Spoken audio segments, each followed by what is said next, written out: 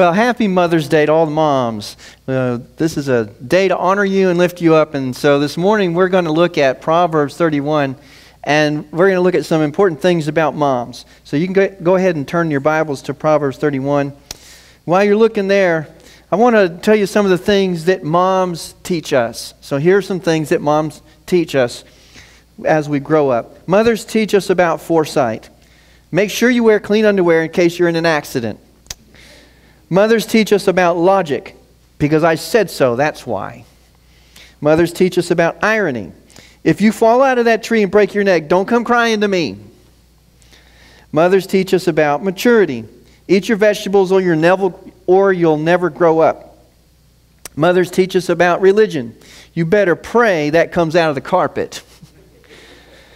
Mothers teach us about time travel. If you don't straighten up, I'm going to knock you into the middle of next week. Mothers teach us about contradictions. Shut your mouth and eat your dinner.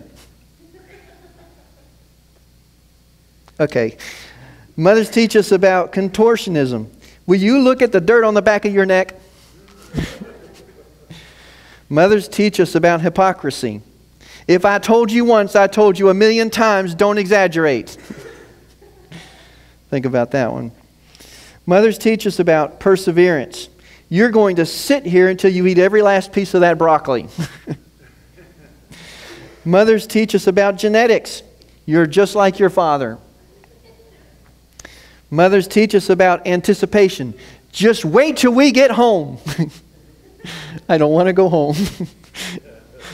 Mothers teach us about the weather. It looks like a tornado swept through your room.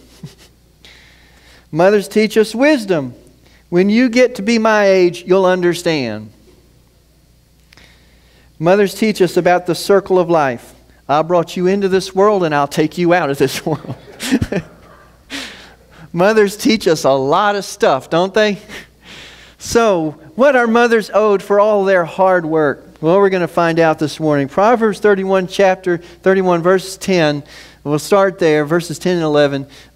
Solomon writes this proverb, and he talks about the virtuous woman, how wonderful she is. Now, before we start moving into all of this and talk about it, I want to explain what I'm going to do this morning. I'm going to use it as a backdrop to kind of talk about moms, what the kinds of things that moms do for us. I don't want you to think that when he wrote this, that this should be like, guys, if you're looking for a wife, that this is the checkoff list. No, they got to be just like this. Or let me tell you something, you ain't going to find a woman that has all of these characteristics. And women, this is not like you have to be all of these things, because I don't think any woman can be all of these things. But it's simply a role model of what we ought to strive for. And so, ladies, this is something that kind of gives you some inspiration about what it means to be a godly woman and how you can be a better woman. But don't think, if you don't measure up to all of these things, that you're not valuable and you're not worth anything, because that is definitely not true. This is simply a guide that shows us what a woman should be like. Let's start off with Proverbs 31, 10 and 11. Who can find a virtuous and capable wife? She is more precious than rubies. Her husband can trust her. She will greatly enrich his life. Have you ever wondered what the value of a good wife is? Or a good mother? How could we really measure how much a mom is worth? This verse says she's worth far more than rubies. Well, rubies are pretty expensive. But how do we really judge how much a mom is worth? Well, the folks at Salary.com have done just that. For the last 12 years, they have determined how much a mom is worth based on all of the duties that she has in the home and how much time she spends doing all of those things. And so we've got a chart that we can throw up there. And they break it down in two different ways. They do stay-at-home moms and moms who work. So if you look at the chart, you can find that, I don't know how much of that you can read, but you can go to Salary.com and you can find this and you can see it. But a stay-at-home mom averages 94.7 hours of work each week. That's a lot of hours. And then they break it down by the various jobs and then how much you would be paid for those and how much time you spend on it. A stay-at-home mom is worth $112,962. That's a whole lot more than I make. That's a lot of money.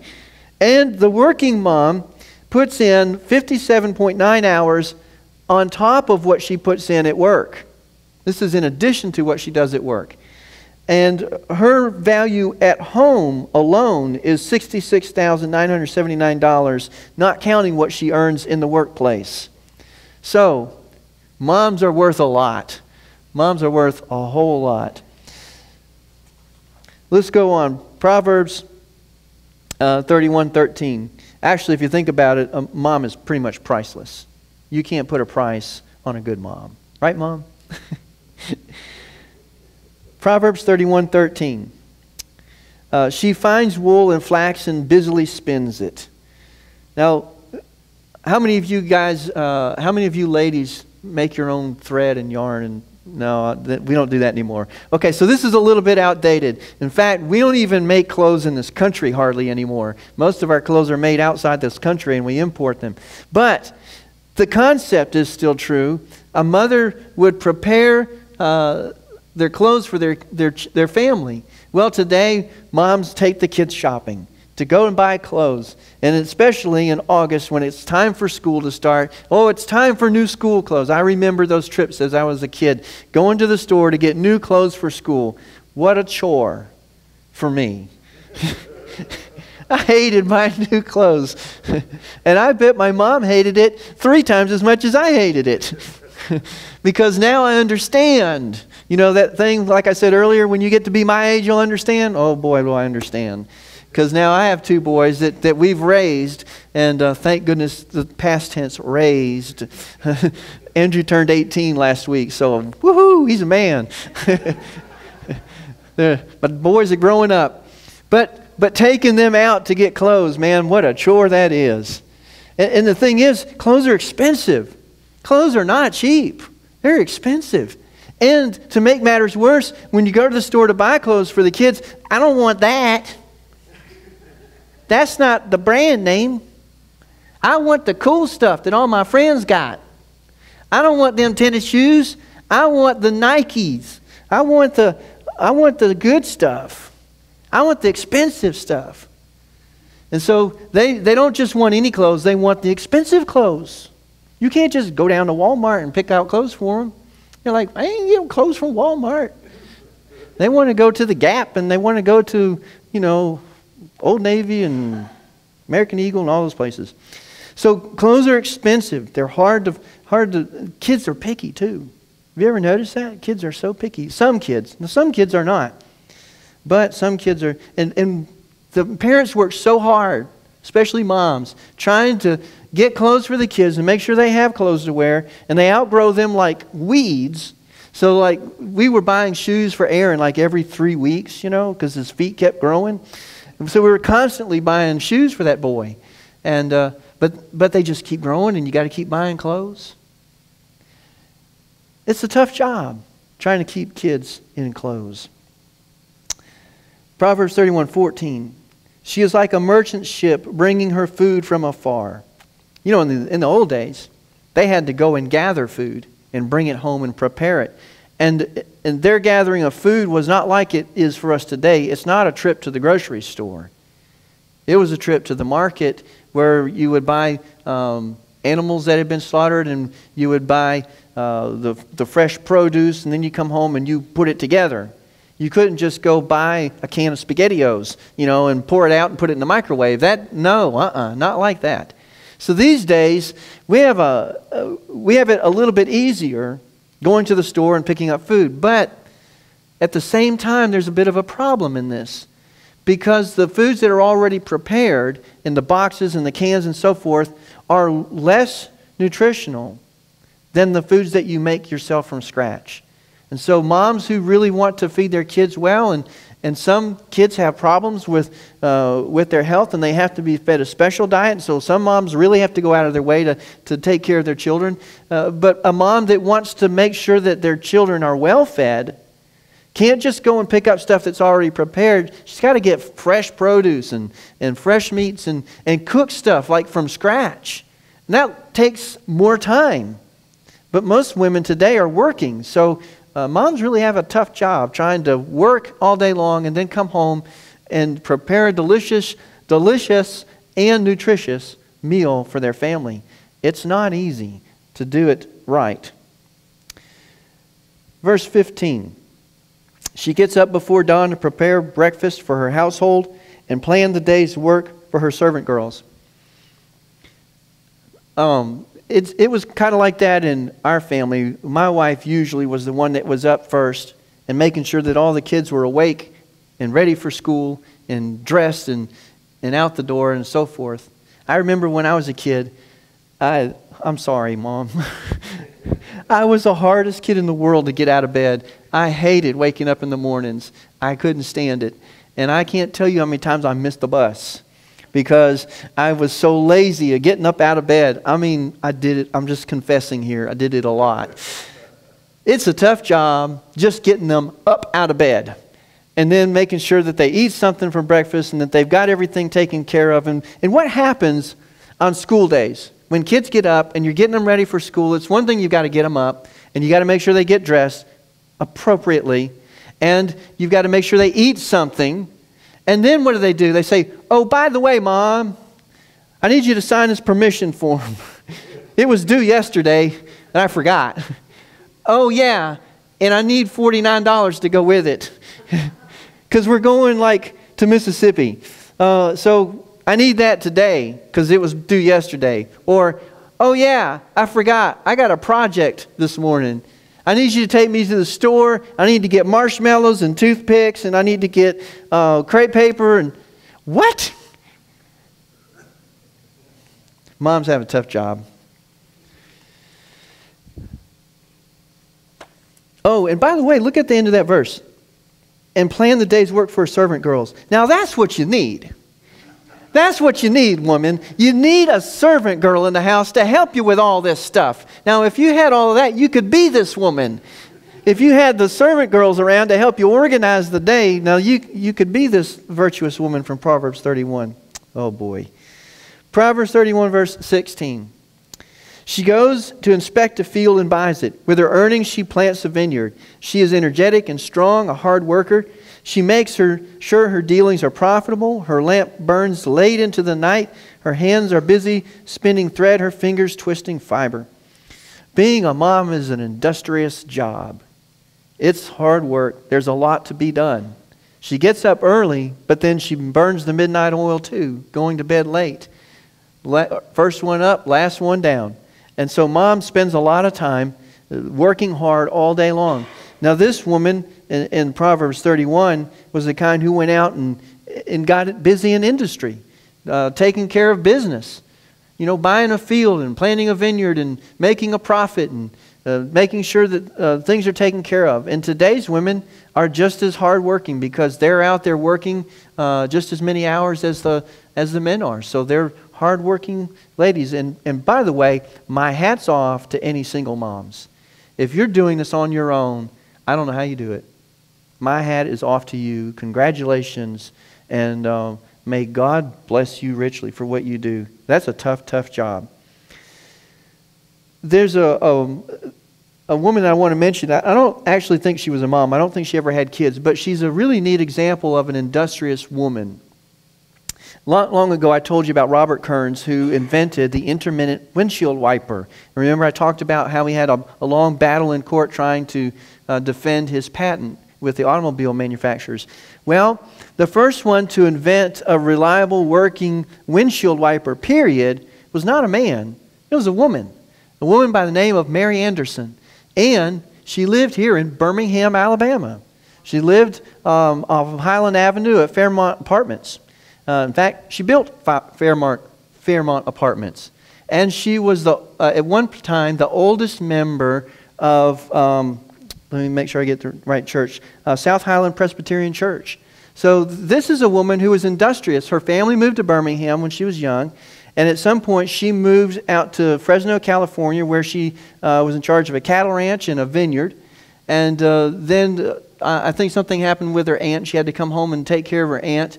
And about 1903, She had taken a trip in 1902 to New York and saw the automobiles and the cab drivers trying to lean out the window and rub the rain off the windshield. And she thought, there ought to be a better way. And so she came back home and invented the windshield wiper. Wow, that's pretty industrious for someone in 1903. That's a good example of an industrious woman. So the first one to invent the windshield wiper was not a man, it was a woman. From right here in Birmingham, Alabama. How about that? Okay. Proverbs 31:20. Now you know why I wanted to tell that story, even though I don't think she ever had children, but good example. Verse 20. She extends a helping hand to the poor and opens her arms to the needy. Not only does mom work really hard to take care of the children and have compassion for them, and moms are so good at compassion. I have to say that dads don't usually have a whole lot of compassion. Usually if my kids fell down and scraped their knee, I'm looking at it like, just, rub it off, walk it off, you'll be all right. It's okay, you're good. Not mom. Mom's like, oh, come here, sweetie. What did you, look at, you messed up let's go wash it off. And she gets a washcloth and she washes it off and she puts some Neosporin on there and a Band-Aid. A Superman Band-Aid. And mom takes care of if something happens to the kids and I'm there, they just walk it off, you'll be all right. And if she hears about the fact that someone fell down, like they come in and tell, on me, and they come in and, I fell down and I hurt my knee. And Daddy was there. What did you do for him? What did I do for him? I told him to walk it off. He's okay. Come here and let me see that. So moms have compassion. They really want to make sure their family's taken care of. Dads just don't have a clue. But that compassion extends beyond the family. Just like this verse says, they help the poor. They reach out and help. If ever there's some sort of a need or something that comes up, guess who has more compassion in our family? My wife does. Certainly. She has a lot more compassion for those who are hurting and in need, and she's like proactive about it. Someone has to kind of like kick me in the behind to get me moving, but she's just automatically motivated to help people. And so I remember one time there was someone that, she's a school teacher, so she sees a lot of kids who have a lot of needs, and she has a lot of compassion for these children. And I remember there was one person that she taught and found out that this person was already graduated out of school and living on their own, but was not doing well, and winter was coming and this person didn't even have a coat. And my wife says, I'm going to go get her a coat. She just thinks that way. She's compassionate, taking care of the needy, helping the poor. We need to take that example and go with it. And we need to be compassionate and reach out beyond the circle of self and see the needs of other people. Verse 21 and 22. She has no fear of winter for her household, for everyone has warm clothes. She makes her own bedspreads. She dresses in fine linen and purple gowns. No fear when winter comes. Well, around Alabama, it's not that big of a deal, but I used to live up in New England and New York and Maine and New Hampshire, and buddy, it gets cold. And the snow gets deep. I remember when we lived in Michigan one time, I guess I was in kindergarten or so. One of my memories from Michigan was the snow was over my head. Granted, I was a kindergartner, but the snow was over my head. Now, this is like the never-ending battle at wintertime, isn't it? Put your coat on when you go out. I don't need my coat. Put your coat on. Put your hat on. Put your gloves on. It's cold outside. It's not cold. It's 12 degrees outside. That's not cold. Put your coat on. It's like this never-ending struggle with kids. And what it is, they want to be cool, see? They want to be cool because some of their other friends, the cool kids, aren't wearing their coats. And so they don't want to wear their coats. They want to be tough. We want to look cool. And by the way, I don't want to hide this nice outfit that I got on. And I didn't put a hat on my head and mess up my hair. So they don't want to wear the hat and the gloves. They don't want to wear the coat. And so it's like this never-ending battle to make sure they walk out with the coats on and stuff. And these days, we have even bigger problems than just that. Because now we have kids that don't want to dress appropriately. And so now moms are fighting with children to put the right kind of clothes on. I'm so glad I didn't have girls.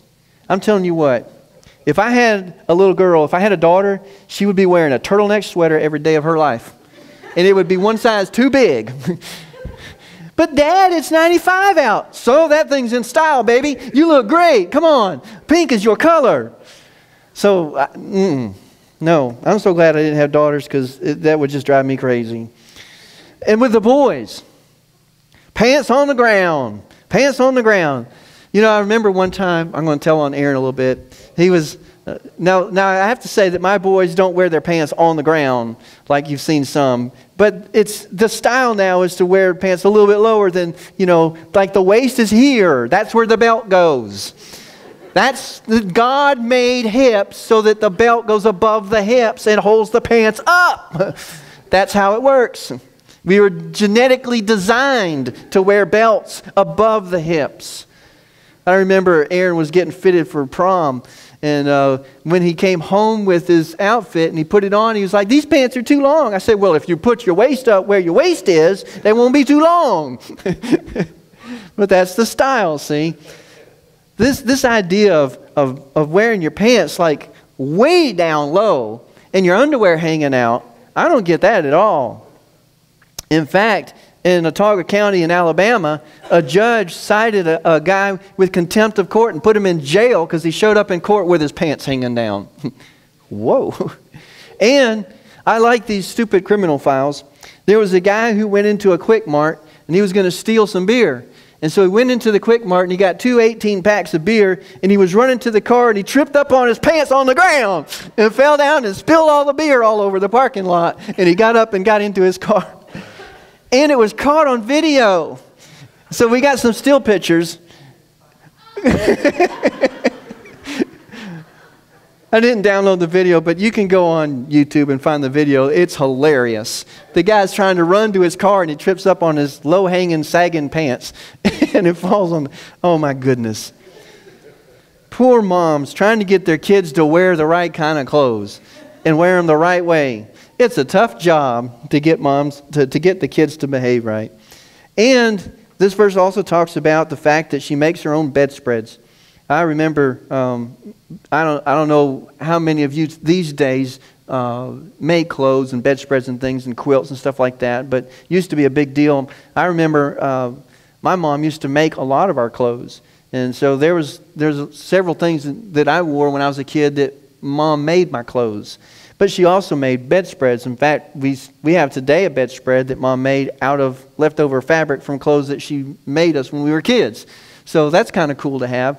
And she also made blankets for our sons. So our boys have blankets made by Nana, and they still have them today. In fact, Andrews just went in for repair work not too long ago. So, you know, this is something that you look at and you can be proud of, that, hey, Mom made that for me. You know, it's a bedspread.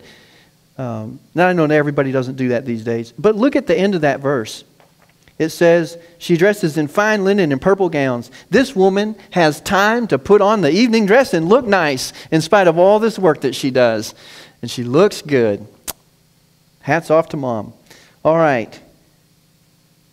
Verses 25 and 26. She is clothed with strength and dignity, and she laughs without fear of the future. When she speaks, her words are wise, and she gives instructions with kindness. This mom not only dresses in fine linen and purple gowns, but she's also dressed with dignity. Now that's important. Dressed with dignity. And that's something that we really need to understand. Strength and dignity is important. It's an important character quality. Paul reminds Timothy to tell the women in his church that, you know what, don't allow your outward appearance to become what makes you beautiful. Your jewelry, your makeup, your hairstyle, that's not what makes you beautiful. What makes you beautiful is what's on the inside of you. And I got to tell you, that is it. What's on the inside is what makes a person look good. And it will show. What's on the inside will show on the outside. But this woman is clothed with dignity and strength. Not only that, but she laughs without fear of the future. She has a positive outlook on the future, not a negative outlook.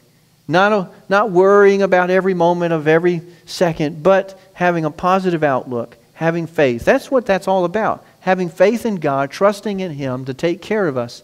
And let me tell you something. Today, we need that positive attitude more than ever before. We live in a day and time where if you don't have faith and you don't have trust that God's going to be with you during these very difficult times that we are in, I don't know how you can make it.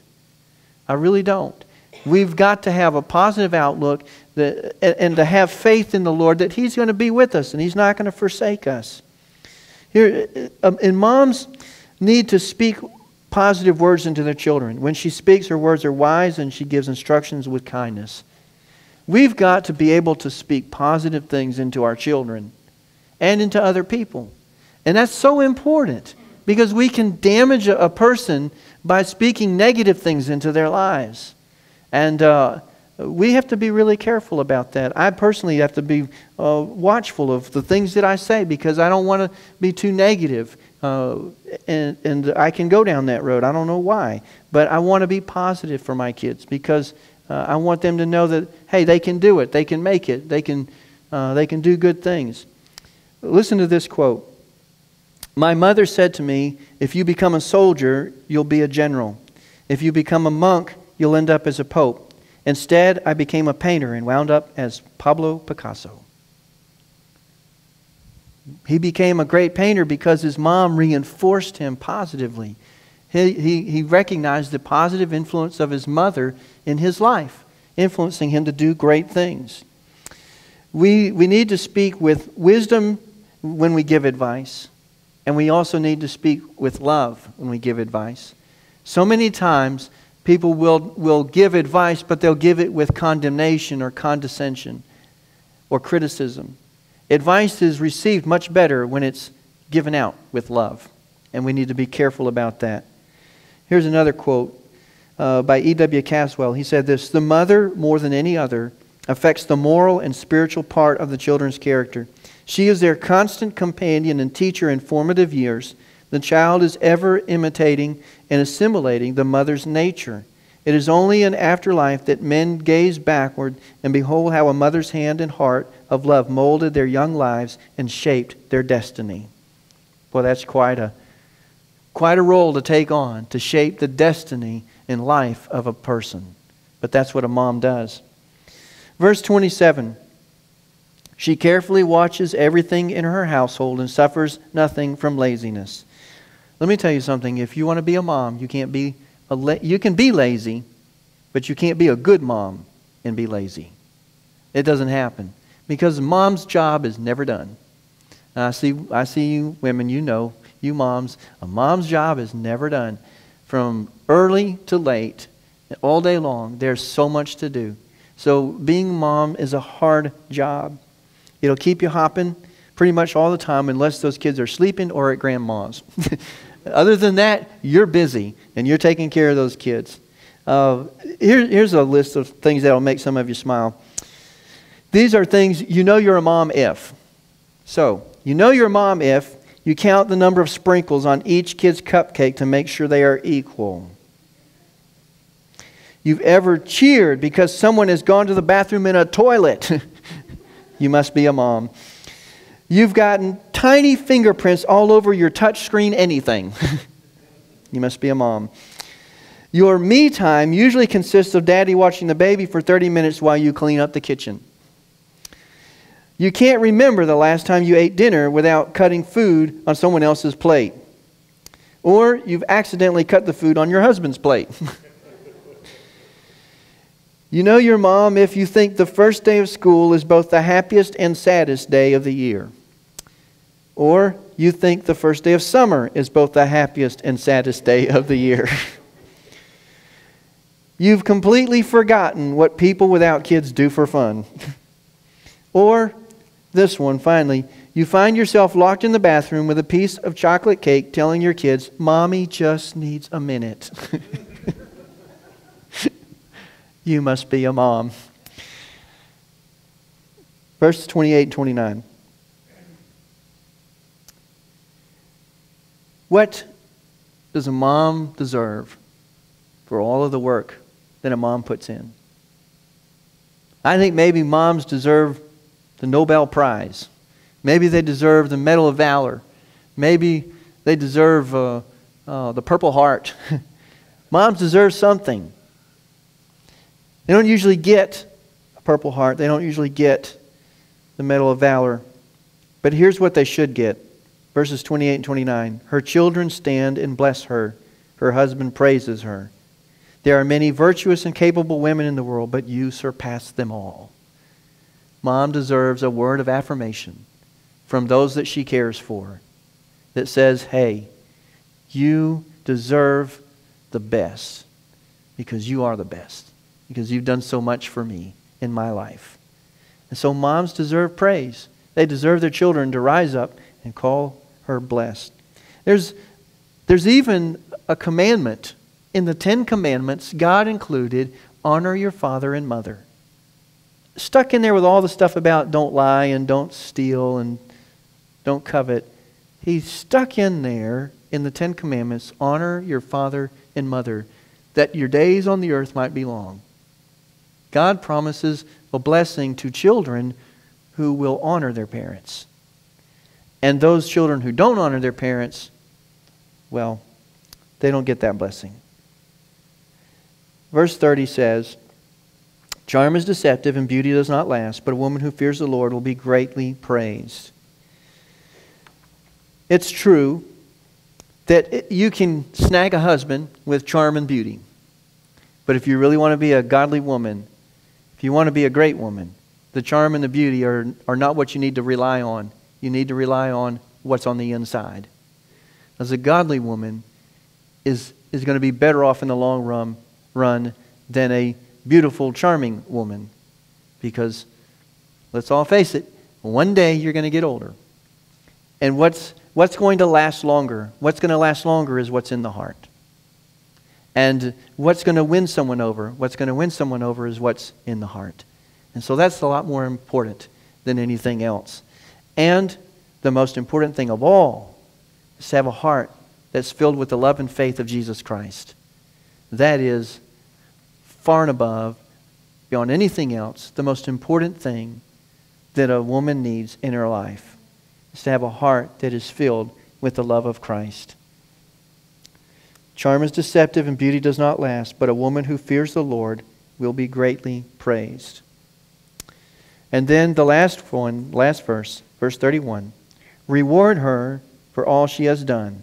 Let her deeds publicly declare her praise. Reward her for all she has done. This day is your day, Mom. You are rewarded today for all you've done throughout the year. But you know what? We should reward our moms not just on one day of the year, but all the time. We should reward our moms. Let her be rewarded for all that she does. And this morning, we're going to reward our moms because we have a special gift that we want to give them. We have chocolate. So, hey, what better reward can a mom have than chocolate? And so, what we're going to do at this time is we've got a couple of guys. They're going to hand out moms' rewards.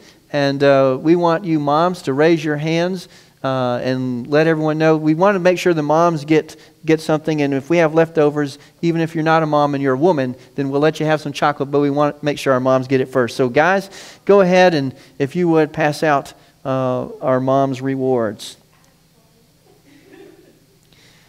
I want to say that,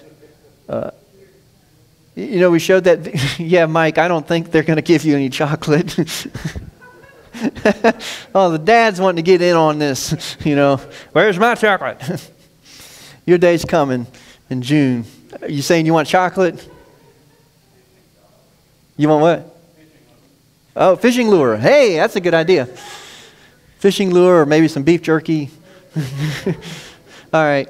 You know what? And we showed that video at the very beginning of unnoticed deeds that moms do.